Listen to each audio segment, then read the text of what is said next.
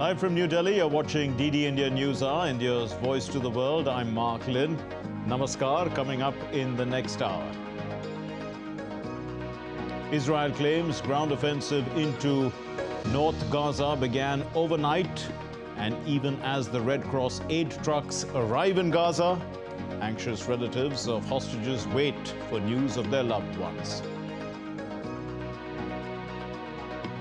United Nations General Assembly adopts a non-binding resolution calling for immediate humanitarian ceasefire in Gaza. And India has abstained as the resolution doesn't refer to Hamas as a terrorist group. At least 28 die in a mine fire in Kazakhstan. Kazakhstan government moves to take over ArcelorMittal-run mine. And Indian para-athletes excel at the Asian Para Games, winning a record 111 medals. Prime Minister Narendra Modi calls it a moment of unparalleled joy.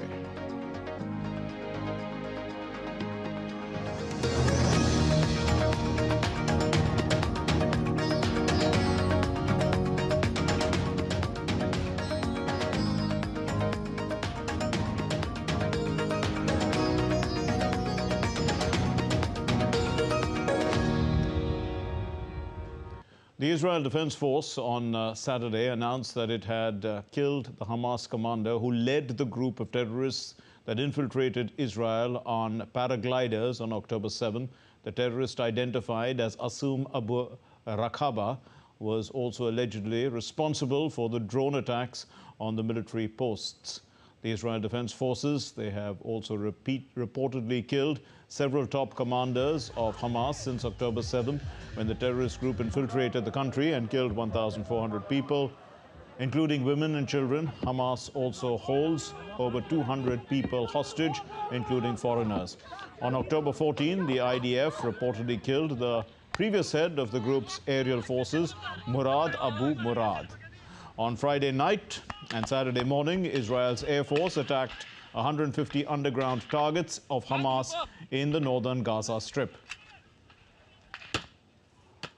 Israel said on Saturday morning that its troops sent in on Friday night were still in the field without elaborating further. The country had earlier made only brief sorties into Gaza during 3 weeks of bombardment to root out Hamas militants who, as we said, had killed 1,400 Israelis on October 7. Multiple explosions were also seen in Gaza on Saturday morning, with thick plumes of smoke rising above buildings. The Israeli military said that it had entered northern Gaza overnight and expanded military operations with infantry and armored corps in the besieged Palestinian enclave as it steps up its assault on the Hamas militant group. The military spokesperson, Daniel Hagari, said Israeli forces were still in the field without elaborating, and Hamas pledged to confront Israeli attacks with full force after Israel's military widened its air and ground attacks on the Palestinian enclave, suggesting on Saturday that a long-promised ground offensive had begun. But Gaza was under an almost complete blackout, with internet and phone services cut off for more than 12 hours. That was Saturday morning as the reports came in. But telecom firms and Palestinian Red Crescent Society said that the blackout was the result of Israeli bombardments. The head of the WHO, Tedros Adhanom Ghebreyesus, said that the blackout was making it impossible for ambulances to reach the injured as well in Gaza. Israel's military has told the international news agency Reuters and AFP as well that it cannot guarantee the safety of their journalists operating in the Gaza area. This is under Israeli bombardment and siege for almost 3 weeks. The IDF's latest letter stated that it is targeting all Hamas military activity throughout Gaza and that Hamas deliberately puts military operations in the vicinity of journalists and civilians. Notably, on Wednesday, an Al Jazeera journalist lost his family in Israeli airstrike. The IDF also noted that its high-intensity strikes on Hamas targets could cause damage to surrounding buildings and that Hamas rockets could also misfire and kill people inside Gaza. Well, dozens, drones, the explosions seem to have rocked 2 Egyptian towns as well, including 6 people, where the Israeli army has blamed Yemen's Iran-backed Houthi for this strike. Israel's foreign ministry said that Houthis launched drones with missiles with the intention of harming Israel. The twin explosions have raised fears of a spillover of the Israel-Hamas war. And meanwhile, Israel's military also said that it had stopped a surface-to-air missile fired from Lebanon at one of its drones, and the Lebanese authorities issued precautionary guidance in case it had to evacuate Beirut airport as tensions in the border climb. Amritpal Singh is now joining us with more on these stories from Jerusalem. Amrit, in fact, he's at the Israel-Lebanon border. After the UNGA resolution, is there any pressure on Israel to use more targeted airstrikes than this ground invasion that they are seeming to proceed with? Okay, Mark, before I answer your question, let me first get out of the frame and show you where I am. I am right now at the Lebanon border, Israel's border with Lebanon. The smoke that you see behind me is a missile has just been fired by Hezbollah into the Lebanon territory. What you see, or that wall that you see, is the other side is Lebanon, where Hezbollah is based and is constantly firing missiles and rockets. They had warned that if the Israeli army goes in for a ground operation or a ground assault inside the Gaza Strip, they will they will jump in the war, and they are true to their word. They have started increasingly firing rockets and missiles. As you said, a surface-to-air missile which was fired and intercepted just minutes before we are speaking. A missile was fired, and you can see the smoke of that. This village is called, this is the last village on the Israeli side of the Lebanon border, called Shalomi. If I can ask my cameraman to show you the village has been completely evacuated. It has become a ghost town. That hill that you see, that part is Lebanon. Right. So it is that close. It is the last village on the Israeli side, Mark. And now the threat, as the Israeli army has gone inside the Gaza Strip, though in a limited manner, they have not revealed as much about details about how many troops have gone in, but they've confirmed that it's unlike the localized raids that happened yesterday and day before, where they went in, did a targeted operation and came out. But in this case, they are still there and fighting the Hamas. So Hezbollah has increased its missile attacks and rocket attacks. It remains to be seen, will they open a full-fledged war front, because the leader of Hezbollah, Sayyid Hassan Nasrallah, the top leadership of Hamas and the Palestinian Islamic Jihad had met in Beirut a couple of days back, and they had said, they had vowed that they would fight together to what they call victory of the resistance. So clearly the telltale signs right now are that the threat of regional escalation looms large, and that is why you see the increased diplomacy, heightened diplomacy trying to prevent the regional escalation, Mark. So clearly it's becoming a multi-pronged war, but Israel claims to have eliminated quite a few of the Hamas commanders already, air, sea and land, at various levels. And now, of course, that may be one of the reasons why Hezbollah has also entered in a much stronger way. Has Israel got, a number in mind when they want to achieve their military objective? Well, as if you read, listen to Benjamin Netanyahu and the defense minister Yoav Gallant, both of them say it is going to be a long-drawn battle, because the fact is that through aerial bombings and through tanks you cannot finish Hamas, because there is a wide network of tunnels inside the Gaza Strip, 1,300 tunnels, 500 kilometers of tunnels, some of them opening both in Israel and in Egypt. And now the IDF is saying that the Hamas has gotten into the tunnels. So they have to figure out a way where they get into close combat with them. We are hearing that they could use gas to flush them out, poisonous gas to flush them out of the tunnels. And once they are overground, then get into close combat to kill them. So that is what the military strategy of Israel is. But that is going to take time. Also, also what would be weighing on Benjamin Netanyahu, if not the IDF's mind, is to keep the civilian casualties at the minimum, because the guerrilla fighters of Hamas would be blending in with the civilians. Israel's been talking about that for a very long time, saying that they would use the innocent Gazans and civilians as human shields, and in that case there will be a lot of collateral damage. So that would lead to a lot of international pressure. So they would want to minimize that. So for that to happen, to go for specific intelligence and go for specific surgical strikes, it is going to be long drawn out, but it could completely depend whether it escalates into a regional conflict, because the Houthis from Yemen have also started hitting them, though they haven't been able to hit Israel. They hit a target in Egypt, and so for the second time. So if this escalates, then the war strategy would completely be different. But right now, the war strategy would be work on specific intelligence, go in for surgical raids, try and kill as much of Hamas leadership as they can. Yes, Amrit, but be that as it may, the war has also revived the public interest in the Palestinian right to self-determination. Are you safe there?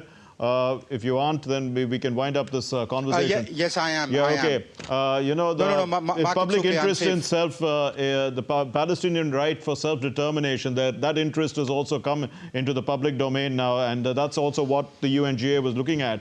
But, the ground offensive is also likely to be met by a lot of backlash by ordinary civilians. How is the IDF trying to work this out? Because, I mean, on the ground, they can't identify who is going to be Hamas or who is going to be, terrorists if the ordinary civilian is against them. Very true. That is the challenge that the IDF faces. The numbers of Hamas are being at the maximum put to 40,000. There are 2.3 million or 2.4 million people in the Gaza Strip alone. I'm not talking about West Bank. Gaza Strip alone, there are 2.4 million. How do you differentiate? Because many of them may not have picked up the gun till now, may not be Hamas, but could be sympathizers or could agree with the ideology of Hamas. If they go in and if children, women, though all that starts happening, they start dying, hospitals start getting bombed, because Netanyahu has said that the Hamas is operating from hospital bases. They could pick up the gun. Now the numbers could rise. So that is a very big challenge for the IDF, to see that while they win, they try and achieve their military objective, but their ground assault does not become a counterproductive strategy for them, because then it will become really drawn out. And how would they handle, how would Benjamin Netanyahu and his war cabinet handle the international pressure once that plays, all those visuals start playing on TV screens and social media around the world? In fact, what they did this morning was they cut off the mobile connectivity and the internet connectivity, so that videos don't pass here and there. So that basically, for a lot of, in war, a lot of casualties take place. Many of them are horrific to see, as horrific as the October 7th attacks.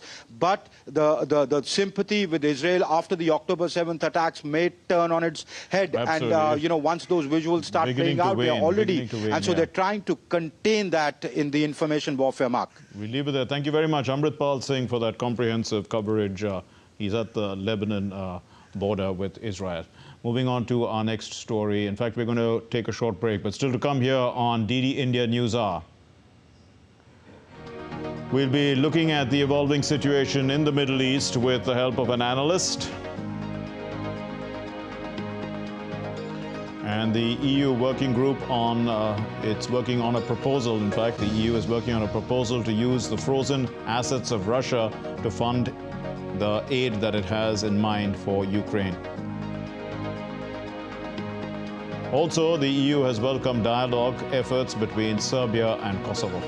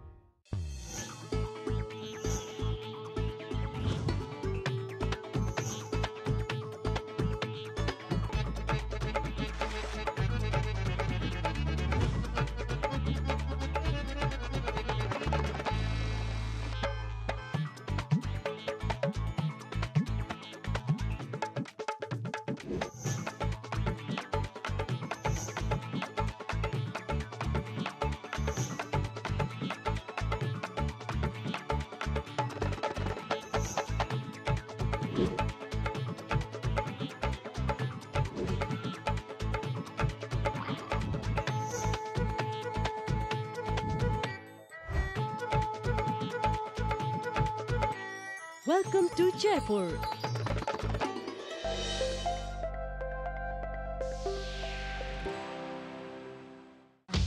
A platform for the developing world, amplifying the voice of the global south with a focus on the growing economies, resolving the conflicts, showcasing the culture, tradition, heritage and diversity. Watch Voice of the Global South at these times on DD India.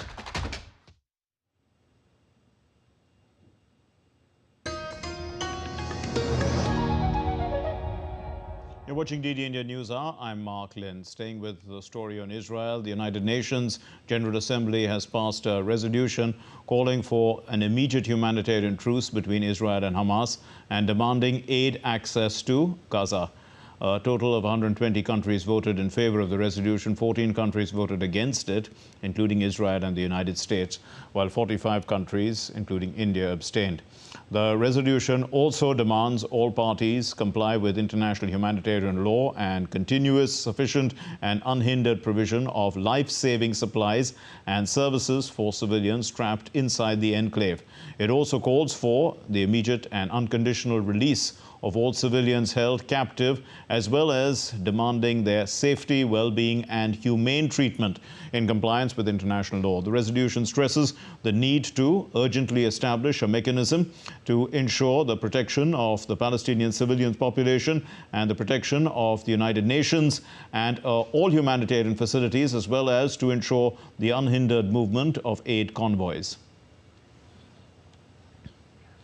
Welcoming the overwhelming support for the United Nations General Assembly resolution calling for immediate, durable and sustainable humanitarian truce between Israeli forces and Hamas terrorists in Gaza, the state of Palestine has urged for compliance of this resolution. Palestine has also affirmed the need to ensure accountability with this resolution in case of non-compliance. So the statement also appeared to Israel. In fact, it had appealed to Israel to comply with its obligations and also heed the calls of the international community. The resolution made no specific mention of Hamas terror attacks on October 7. The Jordanian-led draft resolution was adopted by the General Assembly with 120 votes in favor, 14 against, 45 abstentions. The U.S. Secretary of State Anthony Blinken reiterated the two-state solution for this conflict. Security Council to wake up and to shoulder its responsibility and also to act in sync with the General Assembly, and Israel has to obey. There is no such thing as is not binding. Whatever we decide in the international community, whether in the Security Council or in the General Assembly in general or in the form of a resumed emergency session, should be binding. And it is our collective duty not to accept this continuous rebellions by a member state in refusing to honor and respect the decisions in accordance with the Charter of the United Nations. So we have tools in our hand that will go down in infamy. We have all witnessed that the UN no longer holds even 1 ounce of legitimacy or relevance. This organization was founded in the wake of the Holocaust for the purpose of preventing atrocities. Yet, the spectacle we just saw proves beyond a doubt that the UN is committed, sadly, tragically, not to preventing but ensuring further atrocities. This is a dark day for the UN and for mankind.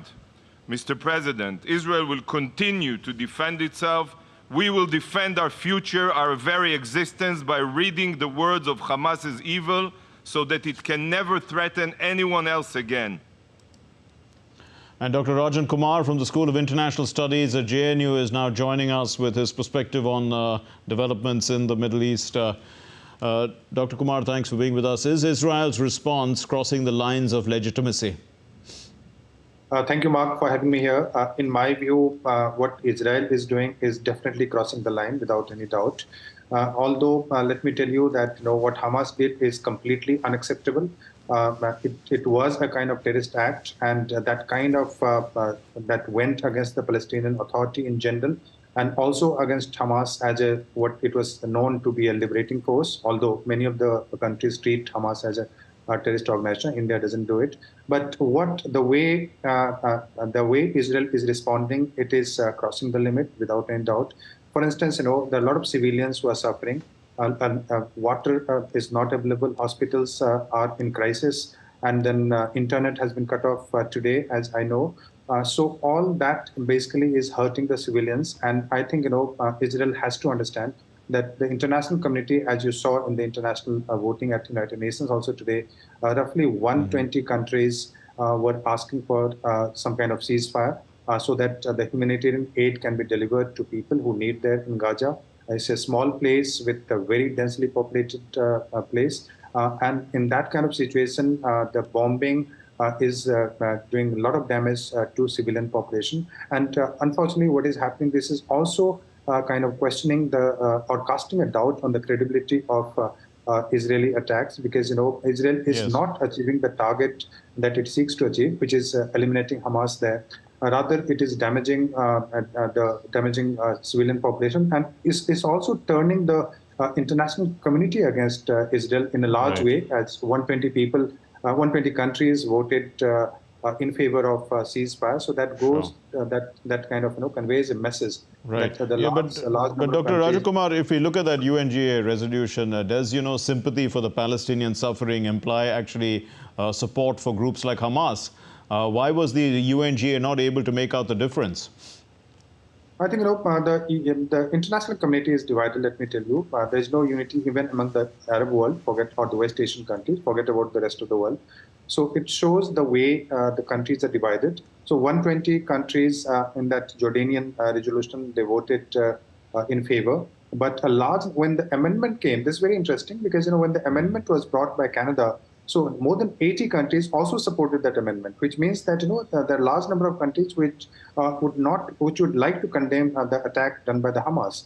And then there are a few countries which are in favor of, especially the Arab country, Muslim country, supported by China and also Russia, etc.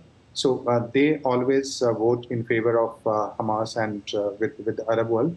But there's a large number of countries which are willing to condemn Hamas also.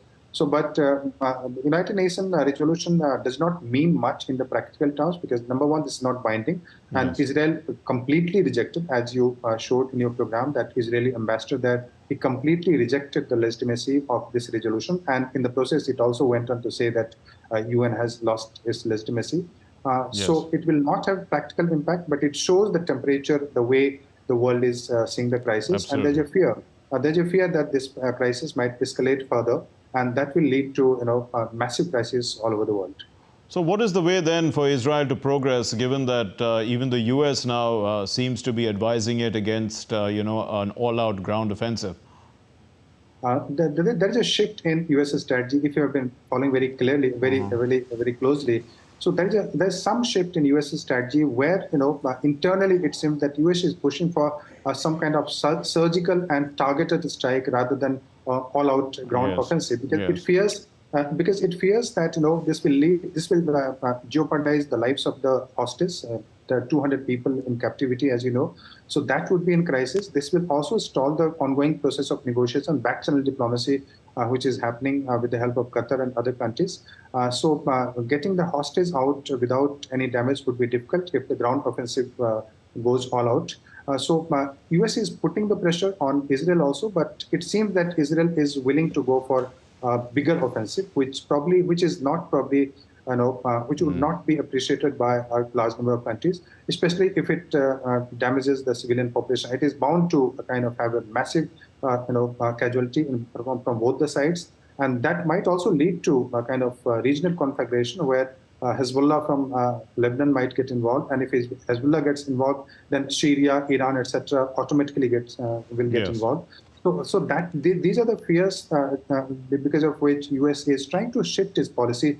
Earlier it said that it will support Israel no matter what, but now it is saying that it will prefer some kind of surgical targeted strike rather than an all-out strike. Because it will also bring a lot of crisis for United States, because US interest in Arab world, that will be completely destabilized and will come under crisis. So US is very careful and is trying to ship. And the civilian casualty, that is a huge thing. That figure continues to rise. Absolutely. But Dr. Rajan, you did mention about Qatar. What role can it play in resolving the conflict? Because it doesn't seem to be having much success in the hostage negotiations. See, this crisis is very complicated, and it's not easy to solve the crisis. What we can expect at this stage, some kind of humanitarian truce, at least for some time. In fact, in the resolution also, US was pushing for some kind of humanitarian, pause where the aid, etc., can be supplied. So we should look for some kind of ceasefire at the moment, not exactly the resolution of the crisis. That is not going to happen unless until Israel and other countries accept the two-state solution, or there is some novel formula which comes into play.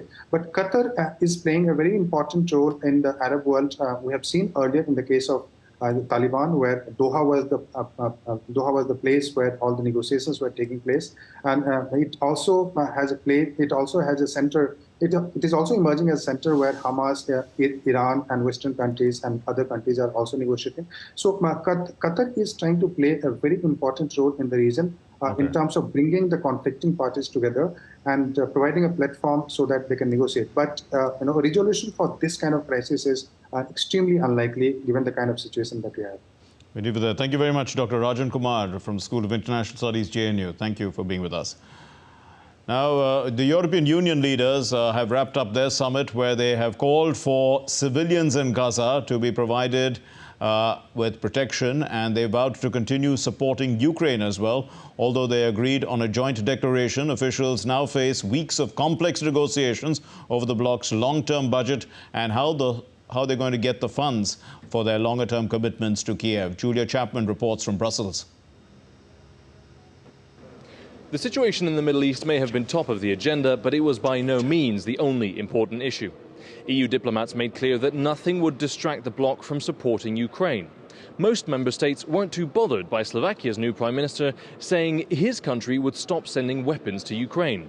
One EU diplomat told me that the announcement doesn't matter because Slovakia has already sent everything it had. And more money will be sent from the EU to Ukraine. Some of this cash will come from profits made from the more than $200 billion in Russian assets seized by the European Union. Beyond the war in the Middle East and the war on the EU's doorstep, the 27 also got to work on resolving two of its most contentious disputes. The first one was a brief discussion on migration. The second, a robust debate on topping up the EU's long-term budget. Both of these tricky topics remained unresolved and will be tackled again in December at the next EU Council meeting. Alex Cadier in Brussels reporting for DD India. Well, that was Alex Cadier and not Julia Chapman. The leaders of France, Germany and Italy called on Serbia to deliver a de facto recognition of Kosovo, which declared independence in 2008, but which Belgrade has continued to regard as its province. In a statement the day after holding talks with both sides, the French President Macron, the German Chancellor Scholz and the Italian Prime Minister Meloni said that it was time for the Balkan neighbours to deliver on previous commitments. Their move follows growing international concerns that the former wartime foes would return to open conflict following a series of violent incidents in recent months. Much of the tension has focused on northern Kosovo, where ethnic Serbs form a majority. The rest of Kosovo is overwhelmingly ethnic Albanian. In their statement, Macron, Scholz and Meloni repeated the long-standing calls for Kosovo Prime Minister Albin Kurti to establish an association of Serb-majority municipalities in the north, giving local Serbs a degree of self-government. What's still to come here on DD India News Hour. Indian Prime Minister Narendra Modi distributes more than 51,000 appointment letters to newly inducted recruits at a job fair. The US and South Korean troops conduct joint future combat drills, much to North Korea's consternation. And fire at a mine in Kazakhstan kills 28.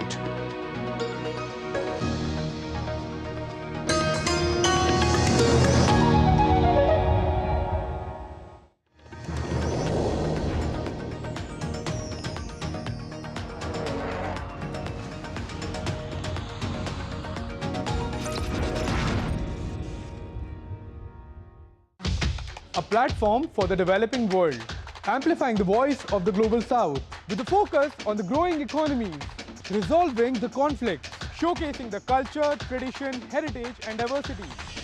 Watch Voice of the Global South at these times on DD India. In a world that never stops, where information shapes our reality, one app stands out, helps you stay ahead of time. Introducing the DD India app, your gateway to a world of news right at your fingertips. Your most trusted source of news goes global, goes digital. Explore a world of options, top stories, live updates, in-depth analysis, and more. Stay informed wherever you are. Real-time alerts keep you ahead of the curve always. The DD India app, connecting you to the world, one story at a time. Download now and explore the world of knowledge, insights, and authentic information.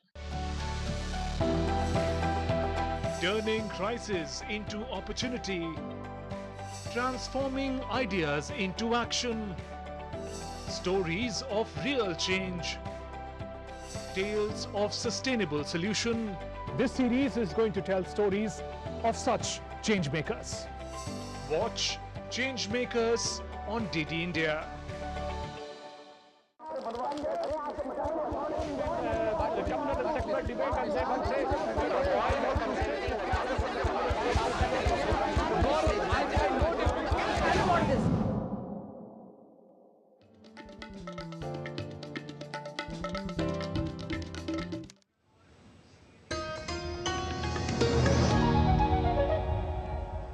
You're watching DD India News Hour. I'm Mark Lynn. Here's a recap of our main stories. Israel claims ground offensive into North Gaza began overnight, even as the Red Cross aid trucks arrive in Gaza. The anxious relatives of hostages are waiting for news of their loved ones. The United Nations General Assembly adopts a non-binding resolution calling for immediate humanitarian ceasefire in Gaza. India abstains as the resolution doesn't refer to Hamas as a terrorist grouping. At least 28 die in a mine fire in Kazakhstan. Kazakhstan government moves to take over ArcelorMittal-run mine.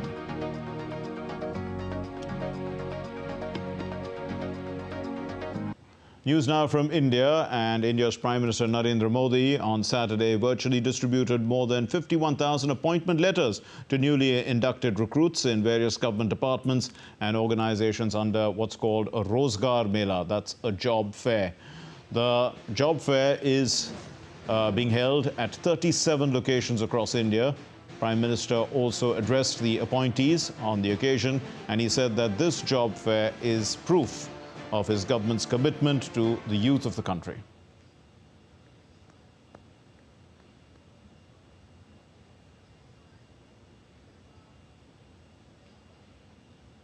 देश के अलग-अलग राज्यों और केंद्र शासित प्रदेशों में आयोजित होने वाले रोजगार मेले युवाओं के प्रति हमारे कमिटमेंट का प्रमाण है। हमारी सरकार युवाओं के भविष्य को ध्यान में रखकर मिशन मोड में काम कर रही है। हम न सिर्फ रोजगार दे रहे हैं, बल्कि पूरे सिस्टम को पारदर्शी भी बनाए हुए हैं, जिससे नियुक्ति प्रक्रिया पर युवाओं का भरोसा बना हुआ है।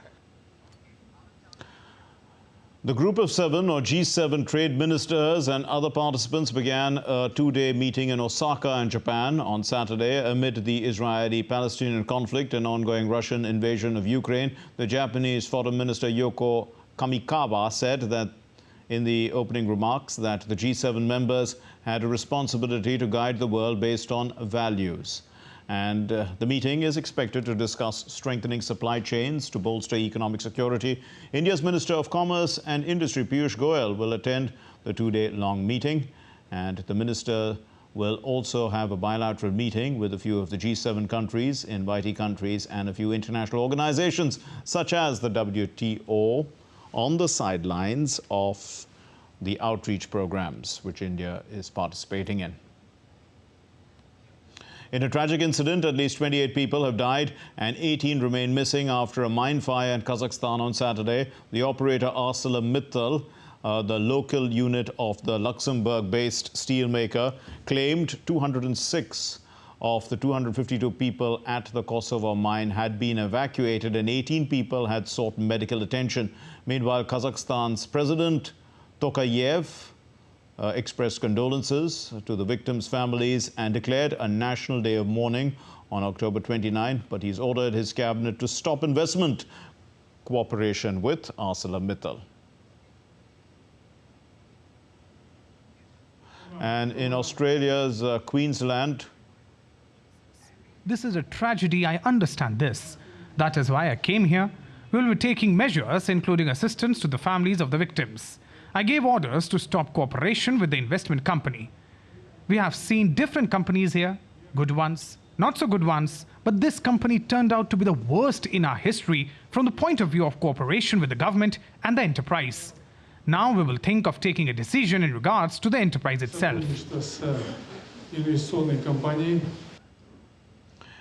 In Australia, in Queensland, authorities on Saturday advised thousands of residents to flee as bushfires have destroyed at least 30 homes. It's persisting in endangering rural towns.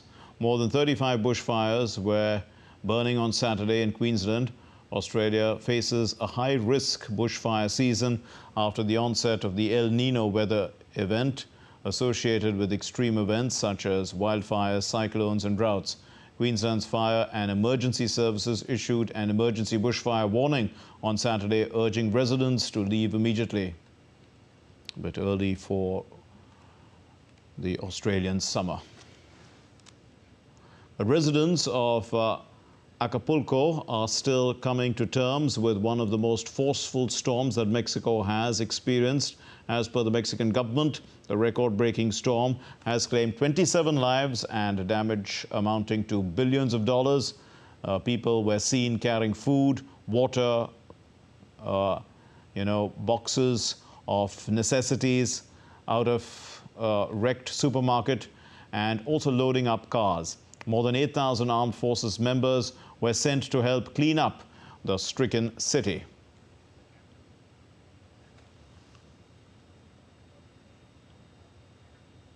News about Delhi, the national capital of India. The air quality has deteriorated to the very poor category in the national capital of India and is expected to worsen further due to unfavorable meteorological conditions and a combination of emissions from stubble burning and local sources of pollution. The Commission for Air Quality Management, a statutory body responsible for actively implementing the pollution control plan known as the Graded Response Action Plan, has instructed authorities in the NCR, that's the National Capital Region, to take measures to control emission. Tapas Bhattacharya, our correspondent, spoke to Arvind Nautiyal, who's a member secretary of the Commission for Air Quality Management. They'd looked at the government's efforts to reduce pollution levels. Joining me is Arvind Nautiyal, the member secretary at the Commission for Air Quality Management in Delhi NCR. Sir, currently the scenario in Delhi as well as in NCR is that air quality is at this time is poor quality. It is expected to turn into very poor in the next few days. This year, till October 28 today, we have just had only one particular day wherein the AQI touched more than 300 points, which has not been the case in the previous years. As a preventive measure, as a proactive measure, we have already invoked the GRAP stage 2. For instance, it's about intensifying mechanized road cleaning, then collection of dusts, adherence of standards in the industries, adherence to the fuel lists, prevention of open biomass burning, waste burning, and the miscellaneous burnings that we witness generally in this season. And of course, there are many other factors. Right. Stubble burning cases, especially in Punjab, is still quite high in comparison to other states in Haryana, UP, Madhya Pradesh, Delhi. What is Commission doing to address that issue?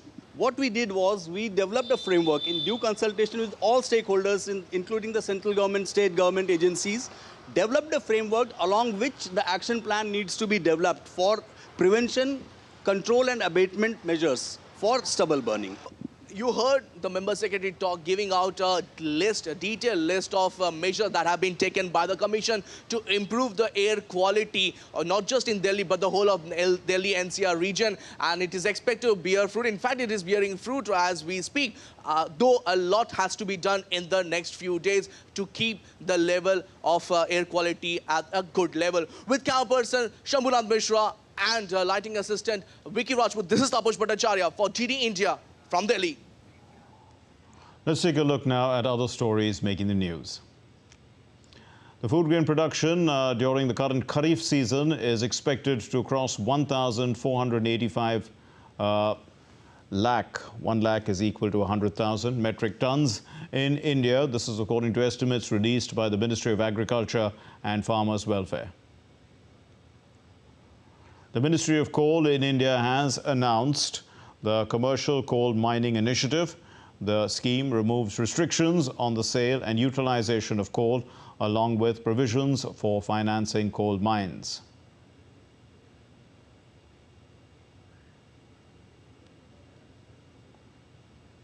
Devotees across India gathered in Varanasi city near the bank of the river Ganges. This is to perform Aarti ahead of the lunar eclipse later tonight.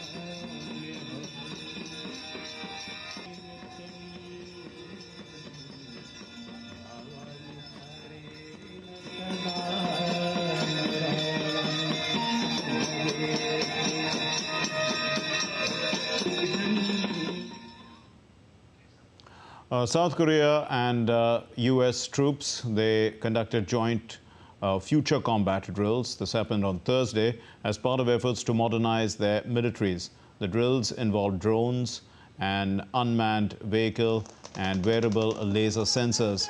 Besides, over 120 soldiers from both countries joined forces to fight against a trained team of opposing forces in a mock-up town. The training came as South Korea's military has been conducting a series of annual Hoguk Ontum exercises since early this month, and this is aimed at improving responses to North Korea's nuclear and missile threats.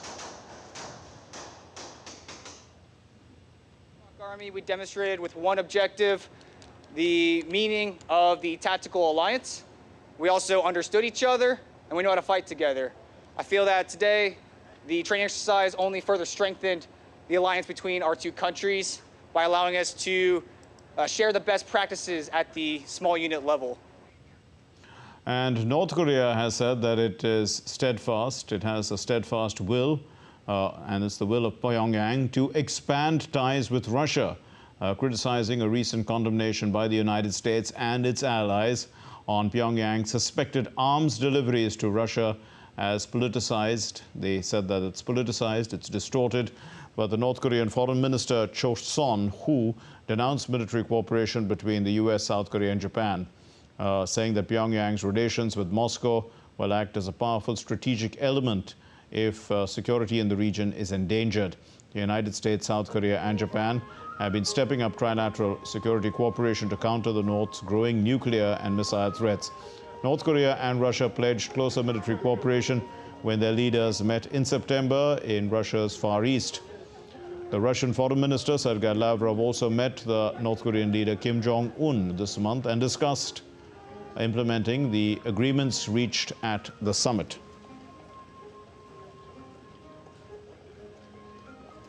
And news now from Sudan. Well, fighting is spreading further in Sudan with the paramilitary rapid support forces taking control of Sudan's second-largest city, Nyala. This is from the government troops. DD India's Patrick Oyet reports from South Sudan's capital, Juba.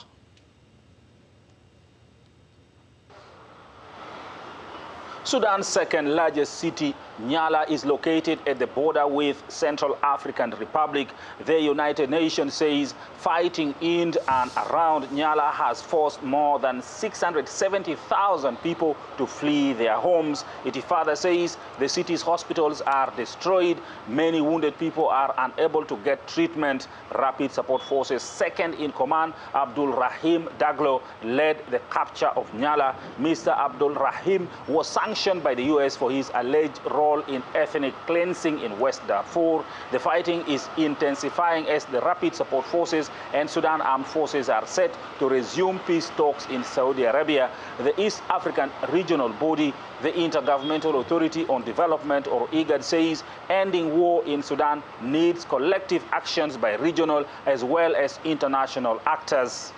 What we would like to see IGAD and the African Union jointly with the support of international community is to stop this fight. Let us join hands. This is not a time for long talks and for big talks. Our challenge is very simple, really how to stop war in the Republic of Sudan. There are ongoing consultations among various political factions in Sudan, in Juba, to try and find ways of ending the violence in Sudan. However, on the ground in Sudan, there is still no sign of the violence ending soon. Patrick Oyet in Juba, reporting for DD India. What's still to come here on DD India News Hour?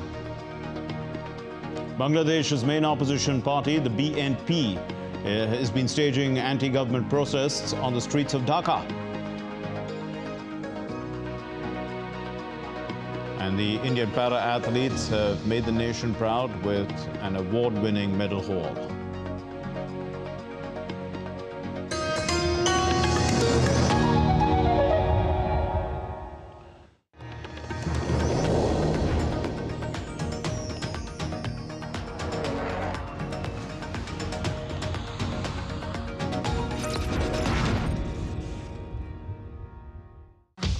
A platform for the developing world, amplifying the voice of the global south with a focus on the growing economies, resolving the conflicts, showcasing the culture, tradition, heritage and diversity.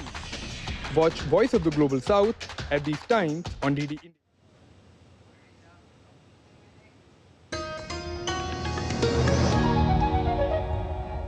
You're watching DD India News Hour. My name is Mark Lin.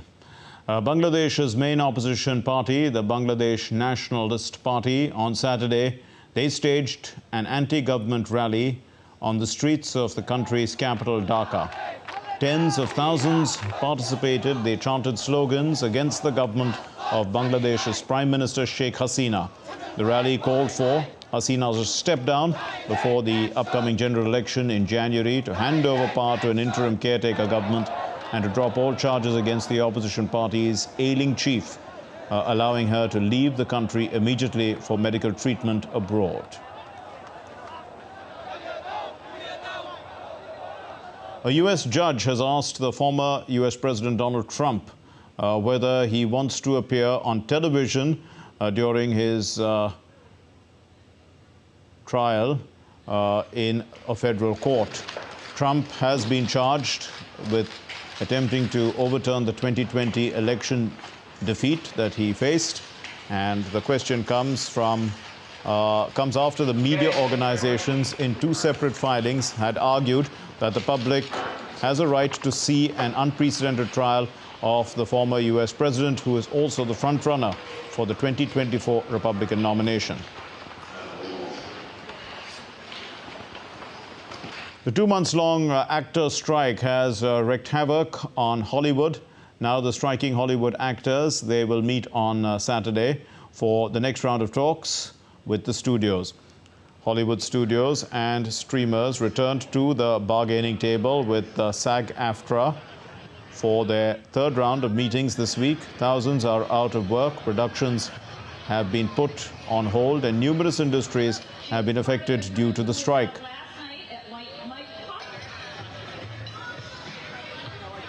Elon Musk's social media platform X, which was known as Twitter earlier, rolled out 2 new subscription plans on Friday, a Premium Plus tier for users willing to pay for an ad-free experience. It was also included. The cost of this plan is priced at about $16 per month and also includes all the tools and features offered by the platform. It will be available for users accessing the platform through a web browser for now.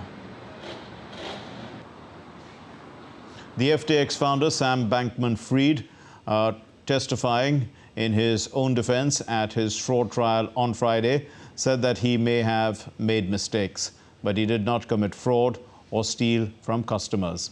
Bankman-Fried fielded questions from his own lawyer in his first day of testimony, admitting to making mistakes such as not putting in place a risk management team, while also seeking to lay blame on Caroline Ellison, the former CEO of his crypto-focused Alameda Research hedge fund, who was a key witness for the prosecution. Bankman-Fried has pleaded not guilty to 2 counts of fraud and 5 counts of conspiracy. If convicted, he could face decades in prison. The Bank of Russia hiked interest rates by a higher than expected 200 basis points to 15% on Friday. The move has raised borrowing costs for the 4th meeting running in response to a weak ruble, stubborn inflation and budget spending. The central bank has raised rates by 750 basis points since July, including an unscheduled emergency hike in August. The bank set its 2023 key rate range at 15 to 15.2, suggesting rates could climb further. On Saturday, the Indian para-athletes made history by finishing their Hangzhou Asian Para Games campaign with a record 111 medals, the most for India in any major international multi-sport event.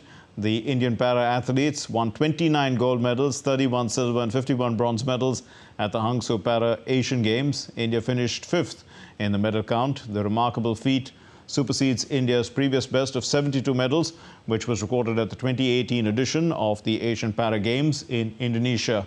What makes this achievement so special is that Indian para-athletes have beaten their opponents. In fact, they have beaten their compatriots who in the real Asian Games, we had won 107 medals in the Asian Games, and the para-athletes have done better. Dilip Gavit kick-started the medal streak by helping India to reach the coveted 3-figure mark, and he secured a gold in the men's T47 400-meter event with a time of 49.48 seconds.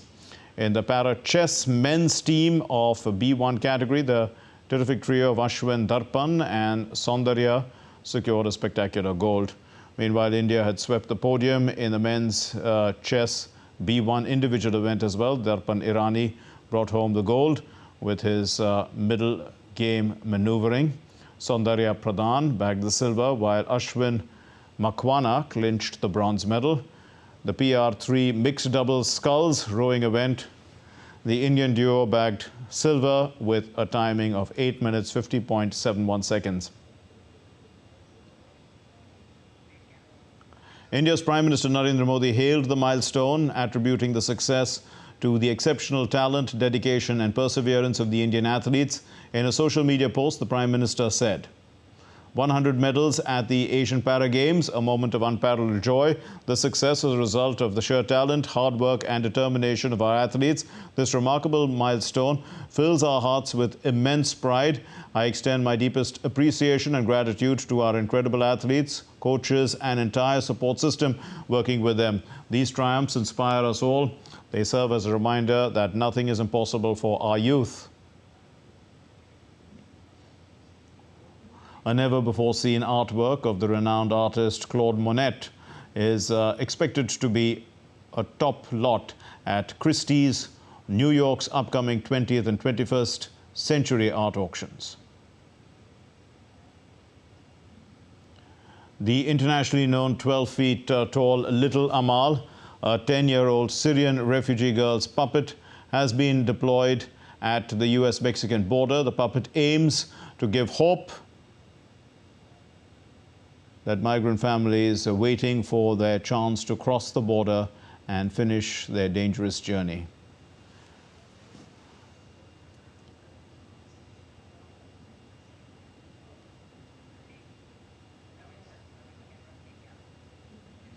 That's all we have in this edition of DD India News Hour, and let's know your thoughts on the news of the day. Connect with us on Facebook, on X, on Instagram. We'll be back with more news as it breaks here on DD India. My name is Mark Lynn, and from all of us here in Delhi, thanks very much for watching DD India News Hour. Namaskar.